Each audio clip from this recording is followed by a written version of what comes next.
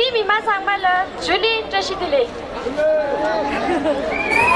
स्पीति जो आज पर्यटन के क्षेत्र में विश्व के मानचित्र में बहुत अधिक तेजी से उभर रहा है। हाल ही में अमेरिका की लोनली प्लेनेट के सर्वे में स्पीति को पर्यटन के क्षेत्र में पूरे विश्व में 8वां स्थान मिला है।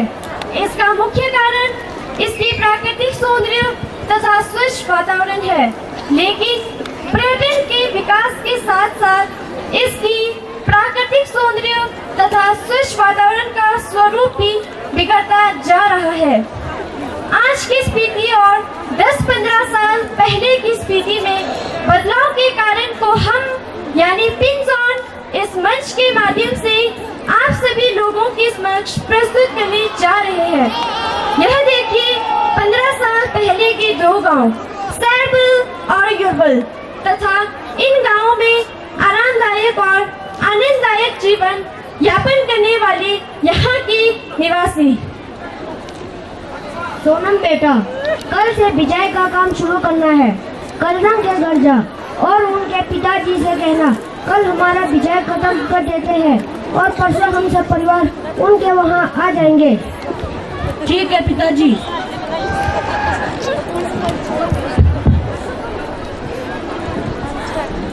कलरंग, पिताजी घर पे हैं? पिताजी अभी खेत से आए हैं, तुम अंदर जाओ। नमस्ते चाचा जी। नमस्ते बेटा, आओ अंदर बैठो। तंजीन, सोनम बेटे के लिए चाय बना कर ले आओ। तो घर वाले कैसे हैं? सब बढ़िया हैं, आप लोग कैसे हो? सब ठीक हैं। लो सोनम बेटा, चाय पी लो। धन्यवाद चाची जी। घर में कुछ काम तो नहीं है? चाचा जी, पिताजी ने कहा कि कल से विजय का काम शुरू होना है और कल हमारा विजय खत्म कर देते हैं। परसों हम सब परिवार आपके यहाँ आ जाएंगे। ठीक है बेटा, हम परसों आ जाएंगे। ठीक है चाचा जी, चलता हूँ। ठीक है बेटा। अभी आपने देखा सैरबल गांव की कहानी, जहां के लोग कृषि करके बड़ी आरामदायक तथा खुशहाली भरी जिंदगी जी रहे हैं। लोग हर काम आपस में मिलजुल कर करते, हर सुख दुख में एक दूसरे का साथ देते। अब देखिए युरबल गांव की कहानी, जो कभी सैरबल गांव तुल्य होता था। अब इस गांव में पर्यटन का विकास होने लगा है तथा पश्चिमी सभ्यता का प्रभाव पड़ने लगा है। अब आगे।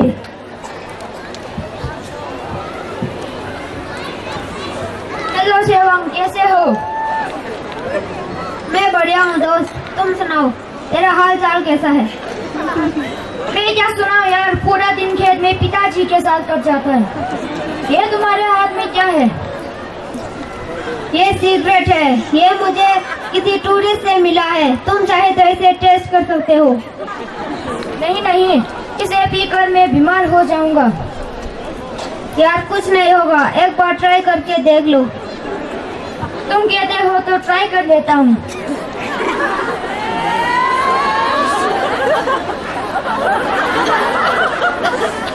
इसे पी के मुझे खांसी हो गई, कहीं मैं बीमार ना हो जाऊं। अरे शुरू में ऐसा होता है, बाद में बड़ा मजा आता है। फिर यार तुम्हारा होम स्टे कैसा चल रहा है? मेरा होम स्टे बढ़िया चल रहा है। अरे तुम भी यार, जब हमारे इलाके में इतने टूरिस्ट आ रहे हैं तो क्यों ना तुम भी मेरी तरह होम स्टे नहीं चला लेते। मुझे ही देखो, बैठे बैठे लाखों रुपए कमा रहा हूँ। तुम भी सही कह रहे हो, पर मेरे पिताजी मेरी बात सुनते ही कहाँ हैं? वे तो अपने पुराने ख्यालात में खोए बैठे हैं और खेती बाड़ी पर ज्यादा ध्यान देते हैं। कल तुम मेरे घर पर आकर इस फायदे के बारे में उन्हें समझा देना। ठीक है, मैं आ जाऊंगा, तुम टेंशन मत लेना। मैंने अच्छे बच्चों को लाइन पर लाया है। तुम्हारे पिता को भी मैं चुटकी में मना लूंगा। दोस्त, फिर कल मिलते हैं। 4 मिनट रह गए ओनली। मेमोरी लेके आओ। अभी आपने देखा युरबल गांव के दो दोस्त आपस में मिलते हैं। उनमें से एक पहले से ही होम स्टे चला रहा होता है और अब वो अपने दोस्त को भी इसी व्यवसाय में आने की सलाह देता है। लेकिन उसका दोस्त अपने पिताजी से इस विषय पर बात करने से हिचकिचाता है। तो कल शेवांग पद्मा के घर वालों से इस विषय पर बात करने के लिए जाने वाला है। आइए देखते हैं आगे क्या होता है पद्मा के घर में।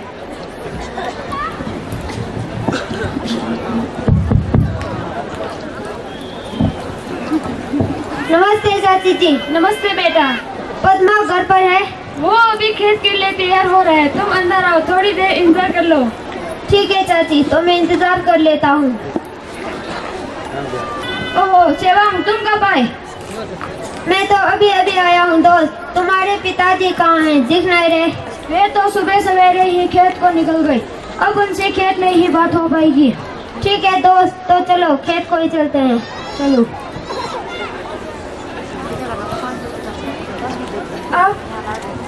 अब पद्मा और शेवांग पद्मा के पिताजी से मिलने के लिए खेत को निकलते हैं। देखिए आगे।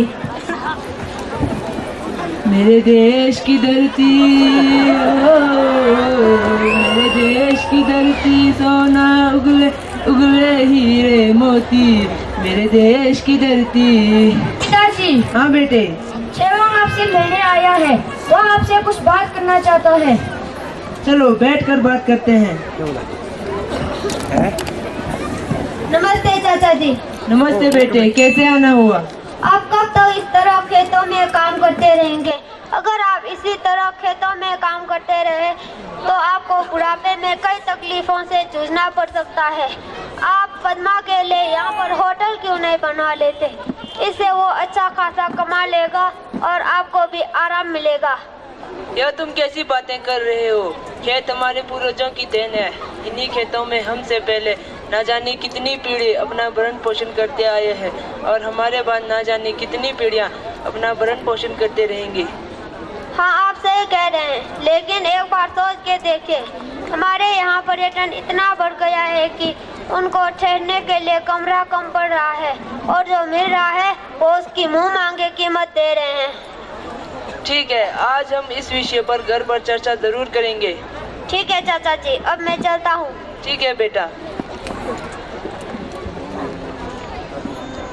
अब पद्मा और पद्मा के पिताजी खेत से घर को निकलते हैं। अब आगे। आ गए आप दोनों, मैं आप दोनों के लिए चाय बनाकर लाती हूँ।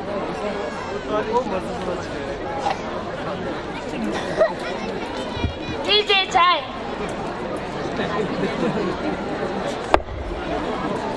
पिताजी, मैं अपने कमरे की ओर जा रहा हूँ। ठीक है बेटा, मुझे तुमसे कुछ बात करनी थी। हाँ जी, क्या बात है? आज शेवांग हमारे खेत पर आया था। वह हमारे खेत पर पद्मा के लिए होटल बनवाने की बात कर रहा था। इस बारे में आपका क्या विचार है? देखिए जी, खेत हमारे पूर्वजों की देन है, हम ऐसा नहीं कर सकते। मेरी विचार से यह सही नहीं है। हमारे पास जितना है उसी में संतुष्ट है। मुझे भी यह सही नहीं लग रहा। पद्मा बेटे, जरा इधर आना। जी पिताजी। अभी मैंने और आपकी माताजी ने आपके दोस्त शेवांग के सुझाव पर सलाह मशवरा किया, लेकिन हमें यह सही नहीं लग रहा। तो क्या आप यही चाहते हैं कि मैं भी आपकी तरह खेत में कोहू का पेड़ बना रहूं? मेरी भी अपनी इच्छाएं हैं। मैं भी शेवांग की तरह बहुत पैसा कमाना चाहता हूं और आरामदायक जीवन जीना चाहता हूं। नहीं बेटा, ऐसा बिल्कुल भी नहीं है। हम भी तुम्हें खुश देखना चाहते हैं, परंतु हमें यह सही नहीं लग रहा। आपको तो मेरी कोई बात सही नहीं लगती। आप जो कुछ भी कहे, मैं वहाँ होटल बनवा के ही रहूंगा।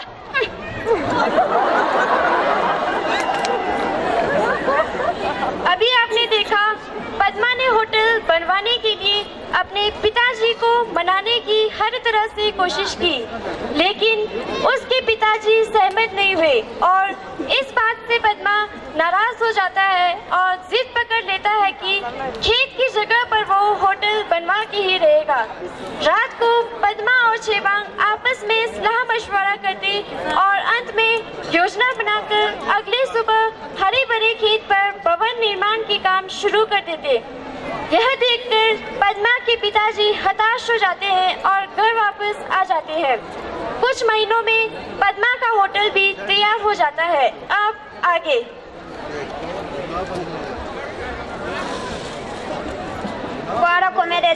अब तुम जल्दी ही पैसे वाले बन जाओगे, फिर दोनों भाई मिलकर ऐश करेंगे, ऐश।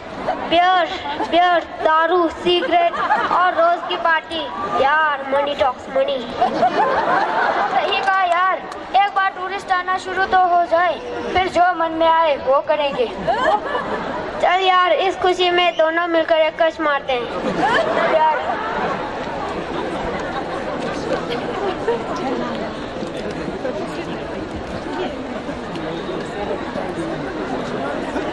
तूने सही कहा था यार, अब तो बड़ा मजा आ रहा है। कहा था ना मैंने, बाद में बड़ा मजा आएगा। चल यार, फिलहाल मुझे भी काम है, बाद में मिलते हैं। अब पद्मा के होटल में पर्यटकों की आवाजाही शुरू हो जाती है। देखिए आगे। वाह दोस्तों, देखो क्या सुंदर जगह है, आओ यहाँ बैठ के थोड़ा चिल मारते हैं।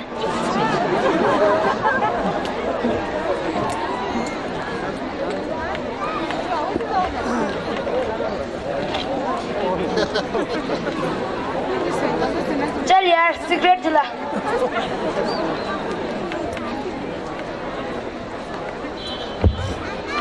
चल यार, सिगरेट पास कर।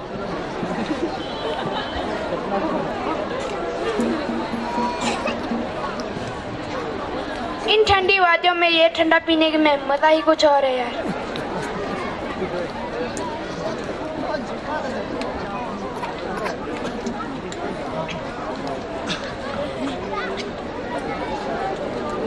चलो दोस्तों, अब रात होने वाली है, हम लोग ठहरने के लिए कोई कमरा ढूंढते हैं। Hello sir. Hello, how are you? Fan sir, यूरोपीय गांव कहाँ है? यही यूरोपीय गांव है। क्या यहाँ पे रहने के लिए कोई कमरा मिलेगा? हाँ, मेरा ये होटल है। आपके होटल में क्या क्या सुविधा है? सब कुछ मिलेगा, पर थोड़ा महंगा है। कितने की रेंज में है? 1000 से 5000 के रेंज में है। बाप रे, इतना महंगा, थोड़ा कम कर दो सर। आपके पास माल या सिगरेट है? मैं थोड़ा कम कर दूंगा। हाँ, हमारे पास सब कुछ है। चलो आप हमें कमरा दिखा दो, वहीं पे देते हैं। चलो। इसी तरह से पद्मा के होटल में पर्यटक आते और नशीली पदार्थों का सेवन कर चले जाते। धीरे धीरे पद्मा पर भी इन सब चीजों का असर पड़ने लगता और उसको भी नशा करने में आनंद की अनुभूति होने लगती। अब पद्मा पूरी तरह से नशे का आदी हो जाता है और अपने तलब को पूरा करने के लिए सारे पैसे नशीले पदार्थों में उड़ा देता है और दूसरी तरफ वहाँ का स्वच्छ वातावरण भी दूषित हो जाता है। एक दिन सैरबल गांव की दंपति यूरबल गांव में घूमने आती है। देखिए आगे। देखिए दोर्जे, यह गांव तो शहर की तरह लग रहा है। कितने होटल खुल गए हैं, क्यों ना हम अपने गांव में भी एक होटल खोल दें? देखो चुन्नी, यह सब तो सिर्फ देखने में ही अच्छा लगता है, इसमें कोई मानसिक सुख नहीं है। यहाँ के निवासी पड़ोसी को पहचानने से इनकार करते हैं। इनके पास ना तो अपने लिए समय होते हैं, ना ही अपने बच्चों तथा रिश्तेदारों के लिए। ये तो दिन रात पैसे कमाने के पीछे लगे रहते हैं। हमारे पास ज़्यादा पैसे तो नहीं है, फिर भी हमें रिश्तों की समझ है और हमारी समाज एवं संस्कृति भी बची है। ऐसे पैसे भी क्या जिससे हमारी नई सभ्यता और संस्कृति पर बुरा असर पड़े। सही कहा आपने। इस चकाचौंध को देखकर मैं थोड़ी देर के लिए भ्रमित हो गई थी। चलो अपने गांव लौट चलते हैं, जहां पर सुख शांति व स्वच्छ वातावरण है। अभी आपने देखा सैरबल गांव के निवासी यूरबल गांव की चकाचौंध को देखकर थोड़ी देर के लिए भ्रमित हो जाते हैं, पर अंत में उन्हें एहसास होता है कि अगर भविष्य की लिहाज से देखा जाए तो इसके सकारात्मक प्रभाव से कई गुना ज्यादा नकारात्मक प्रभाव है। आज यूरबल गांव की ना तो वायु साफ है, ना ही भूमि तथा जल। आइए यहाँ की वायु तथा भूमि से ही सुनिए इनका हाल।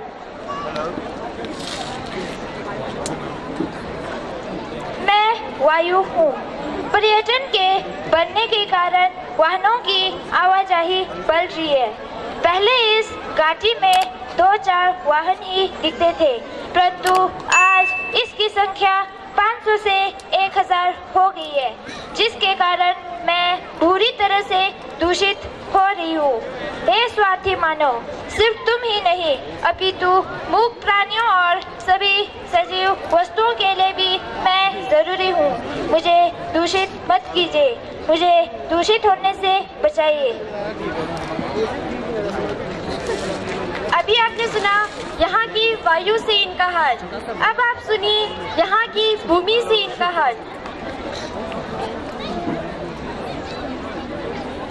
मैं भूमि हूँ।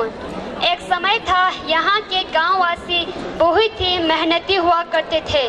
मुझे जो कुछ भी चाहिए होता था मुझे दे देते थे, खाद, पानी और मेहनत।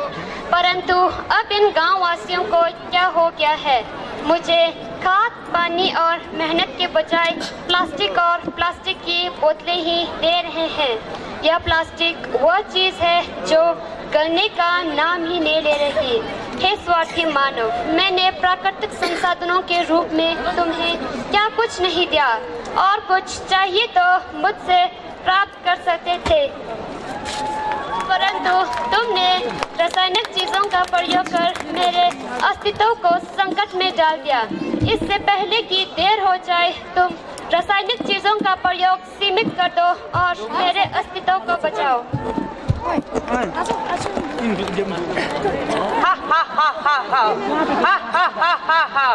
मैं प्लास्टिक हूँ, जहाँ भी देखो मैं ही मैं। पहले स्पीति में मेरा अस्तित्व नाम मात्र था, परंतु आज यहाँ पर्यटकों की संख्या बढ़ने से चारों ओर मेरा ही राज है। मैं जैसे चाहूँ पर्यावरण को दूषित कर सकता हूँ।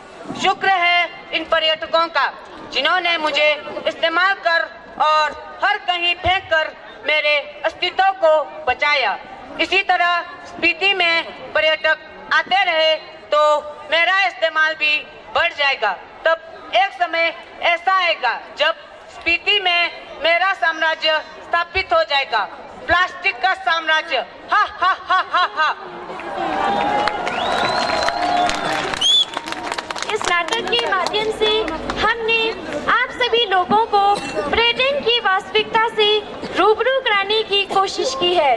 इस नाटक में हम पर्यटन के सकारात्मक पहलू को अच्छे से नहीं दिखा पाए। ऐसा नहीं है कि पर्यटन के सकारात्मक पहलू नहीं है, इसमें कोई दोहराई नहीं है कि पर्यटन से हमारी आमदनी बढ़ती है तथा स्वरोजगार के अवसर पैदा होते हैं, लेकिन पर्यटन के सकारात्मक पहलू में हम इतने खो गए हैं कि हम इसके नकारात्मक पहलू को देख ही नहीं पा रहे हैं। अगर हम सब चाहें तो एकजुट होकर स्वार्थ भाव से उठकर एक स्वच्छ और संतुलित पर्यटन को बढ़ावा दे सकते हैं, लेकिन इसके लिए हम सभी को मिलजुल कर काम करने की जरूरत है। अंत में, अगर हमारे इस नाटक से किसी की भावनाओं को ठेस पहुंची हो तो हम आपसे क्षमा मांगते हैं, क्योंकि इस समारोह में पर्यटन हमें शीर्षक के तौर पर मिला है। उम्मीद है कि आप सभी को हमारा नाटक पसंद आया होगा। धन्यवाद। जय हिंद।